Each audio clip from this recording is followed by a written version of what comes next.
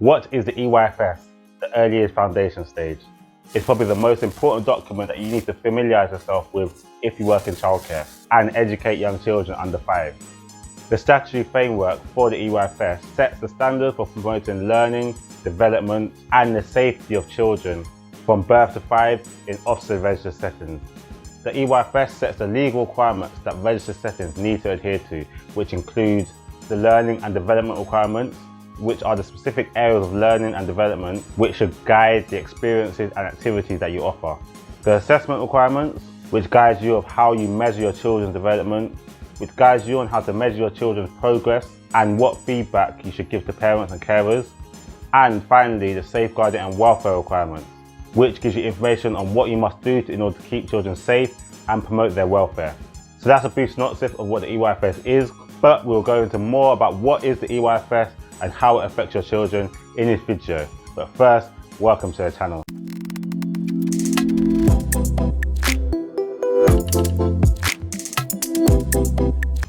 Welcome to the channel, Open Nursery with myself, Kurt Liania, where I teach you to open, run and grow your own childcare business. So, what is the EYFS?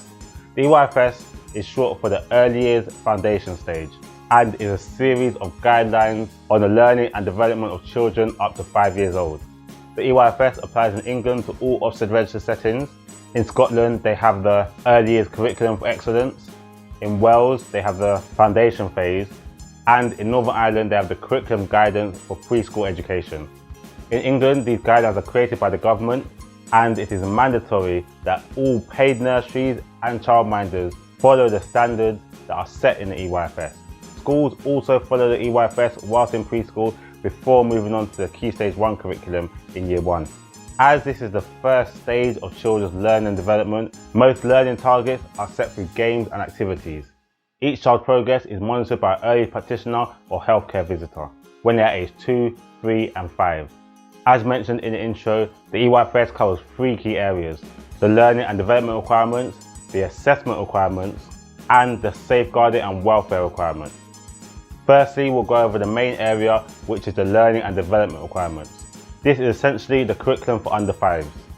This is separated into 7 areas of learning. The 7 areas of learning are split into 2 sections. So the 3 prime areas are your communication language, your physical development, and your personal, social and emotional development. And your 4 specific areas are your mathematics, your literacy, your understanding of the world, and your expressive art and design. Each prime and specific area is then broken up into different areas where they set different goals for those areas. So personal, social, emotional. This refers to the ways that in which young children develop their sense of self, form relationships with others, and regulate their emotions and behaviours. This involves 3 key areas. So you've got managing their feelings and behaviour, which is all about where children learn to recognise their own feelings and the feelings of others and how best to respond to them. And they learn how to follow instructions and how to control their impulses and their behaviour. The second area is self-confidence and awareness. This is where we teach children to build their independence and perseverance, learning to understand right from wrong, and the importance of rules, as well as learning about personal hygiene and healthy habits. The third section of personal, social and emotional development is making relationships, which is all about learning how to cooperate with others and be sensitive to each other. Activities to support learning in this area include practicing sharing and taking turns, following rules and instructions and understanding why, exploring their own needs, interests and feelings, learning about and respecting each other's differences, practicing independence and self-care needs in order to form positive relationships and friendships. The second prime area of the EYFS is communication and language. This refers to the way that young children develop their ability to communicate and understand language, both non-verbally and verbally. This involves their listening and attention, where children learn to listen attentively to what others are saying and learn to respond appropriately. They also learn to concentrate and focus on a particular task. It also involves developing their understanding, where they learn to both understand non-verbal and verbal types of communication. Understanding also involves them learning how to follow instructions and to respond to questions and requests appropriately. Final area of communication language is speaking, where children learn to communicate their ideas, their thoughts and feelings using a range of vocabulary and sentence structures. They also learn the ability to express themselves fluently and accurately. Activities used to support this area of learning are role play, listening to stories, listening to others and sharing experiences and opinions, using descriptive language to express themselves or to tell a story, and learning new words to expand their vocabulary. The final prime area of the EYFS is physical development. This is where children learn to develop their gross and fine motor skills and learn to move and use their bodies effectively. It involves moving and handling, where they develop their gross motor skills such as crawling, walking and running, as well as their fine motor skills such as using a pencil or scissors. They also learn how to use objects and tools effectively, such as throwing and catching a ball. And you also have health and self-care.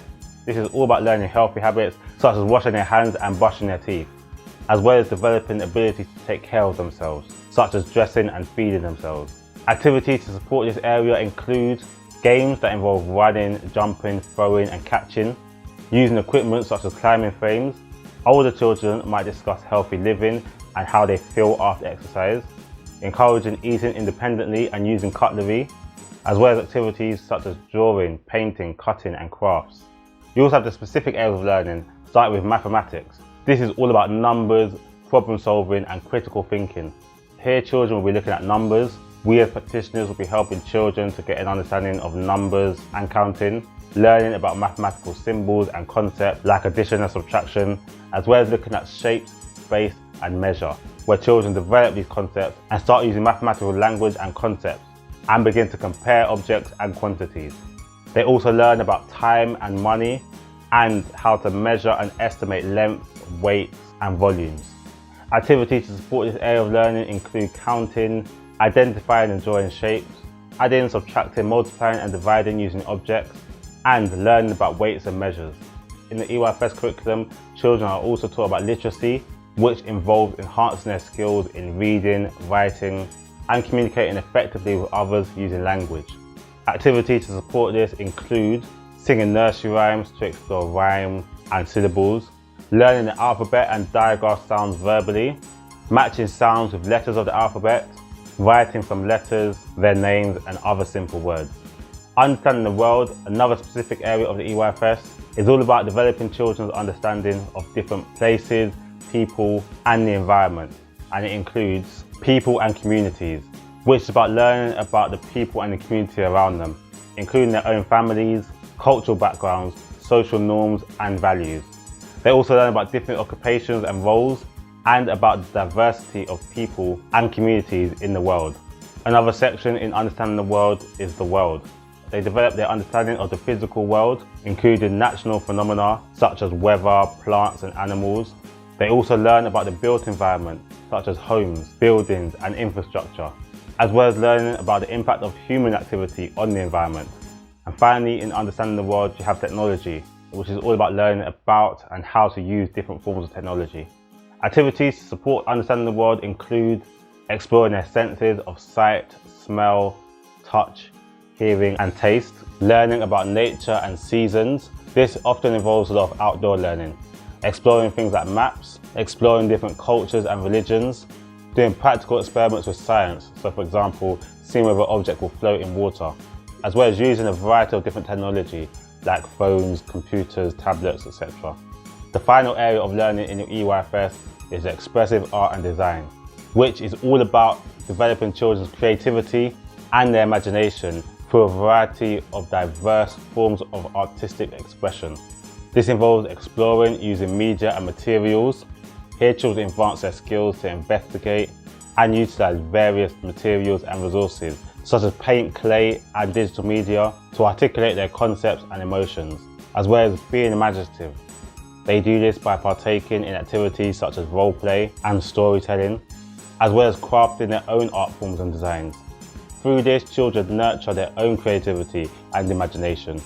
Some activities you can do to support this area of learning are painting, messy play, drawing and crafts, making music and singing, dancing independently or as a group, and role-playing known stories such as fairy tales and their own stories they've made up. So that's the 7 areas of learning. But how children learn is just as important in the EYFS as what they learn, which is why the EYFS also covers this via the characteristics of effective learning. I've done a full guide to the characteristics of effective learning in the previous video, which you can see on the screen now, and I'll also provide a link in the description. So do check it out if you want an in-depth guide to it. But to put briefly, the characteristics of effective learning describe behaviours children use in order to learn. The main characteristics of effective learning according to the early foundation stage are playing and exploring. This involves children investigating and experiencing things and being willing to have a go.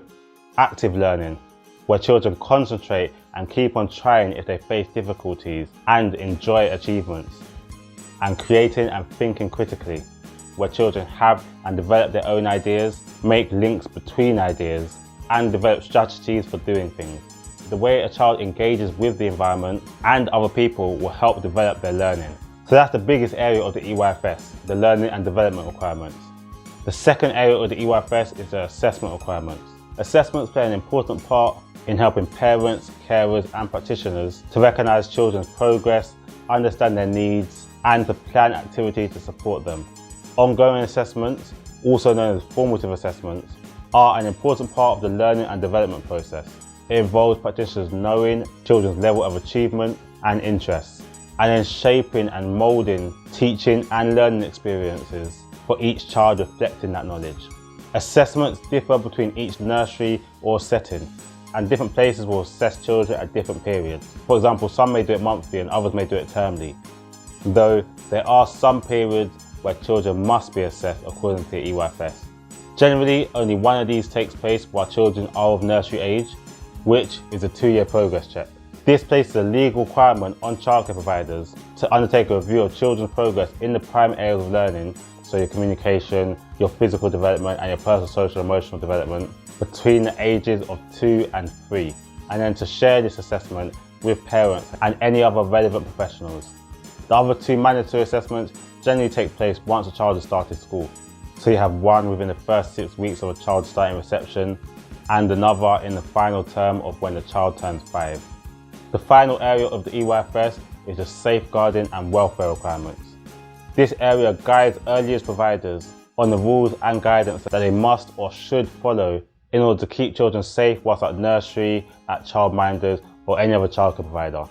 It provides rules and guidance on a variety of topics such as reporting incidences, hiring suitable people, child protection, staff qualifications and training, staff deployment and the key person approach, staff ratios, and managing children's behaviour. Plus lots more all around keeping children safe. It is a key part of the EYFS and an area which is always developing and adapting. So it's important that all people that work in early years are up to date with this. I've covered the latest changes to the EYFS in a video that's linked in the description.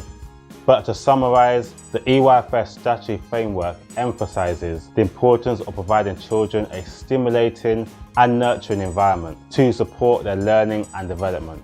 It recognises that children develop at their own pace and in their own unique way, and that parents and caregivers play a crucial role in supporting their children's learning and development.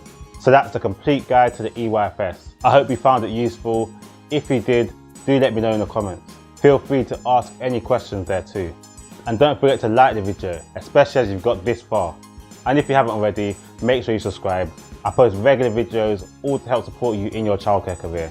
Just like this one, which YouTube thinks you will find useful.